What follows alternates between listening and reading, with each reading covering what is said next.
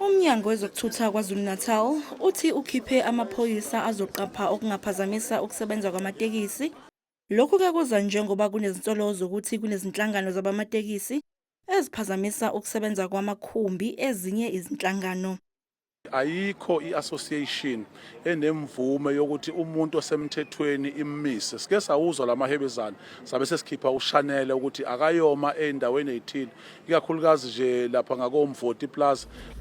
Abamakhumbi ahamba amabanga amade eThekwini bathi bebengakasithathi isinqumo ngemali ekhokhwa abagibeli njengoba intengo kaphethiloli inyukile.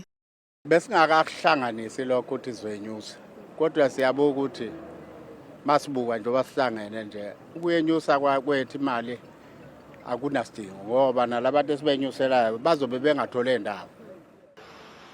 Kusenjalo kunxuswa amaphoyisa kanye nabashayeli eGoli ukuba bezigweme izenzo zokufumbathisana imali.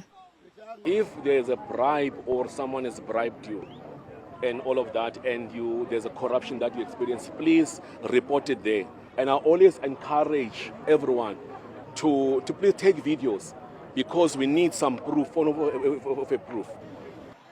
Umfelandawonye wezinhlangano zamatekisi iNational Taxi Alliance usemkhankasweni obizwa ngokuthi Indlelandle.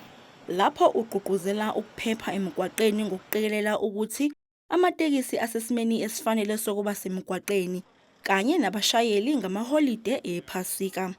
iNTA ibambela umkhankaso ngokubambisana nomnyango wezokuthutha eGauteng nakuzwelonke kanye nesikhungo sezoqeqesho kwezokuthutha iTransport Training Authority.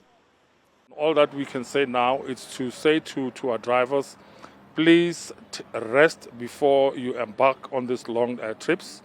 Ensure that your vehicles, your tires are on the correct pressure, your vehicles have been serviced.